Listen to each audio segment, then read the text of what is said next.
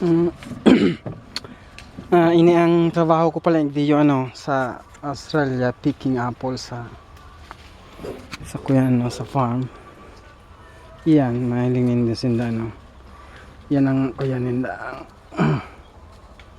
Yan ang trace na kung saan ako naguguno ng mga apple. Kasi mahiling manindo ang kuya yan, nababa lang yan mga siguro kuyan lang yan mga 10 feet lang yan ang banyi ang bin na pigla gala kaya kuyan magayon pagmati ko yun ang pinakamagayon na trabaho sa kuya sa bilog na kinaba nagpicking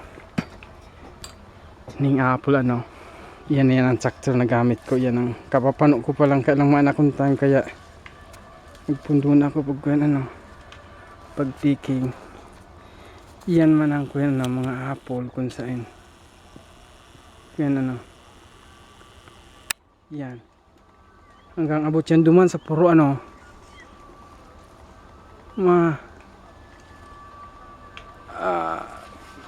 lampas na ako sa rumbulan ng papiking apple pag-irara yan kaya kung naghahapot ka mo kung anong hanap buhay ko, iyan tabi ang sa kuyang hanap buhay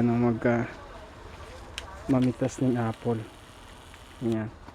Igwa pa duman nagpipitas kundi si apo ko yan. Gusto ko na nagpahingalo Ayan. Kaya magma ko.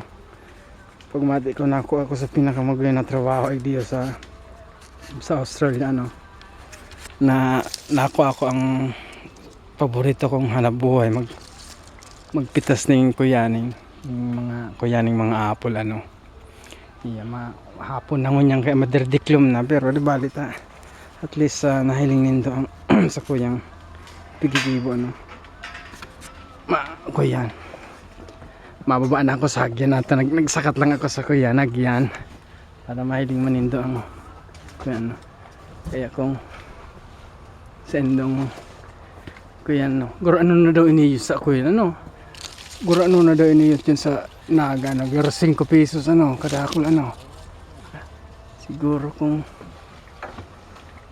magpabakal kita dyan makagrabe man kita ayan kadakol siya ning bunga kaya masawa ka ning pag guno hanggang yan duman sa puro kaya yan mga tugang ang sa kuyan hanap buhay igdi.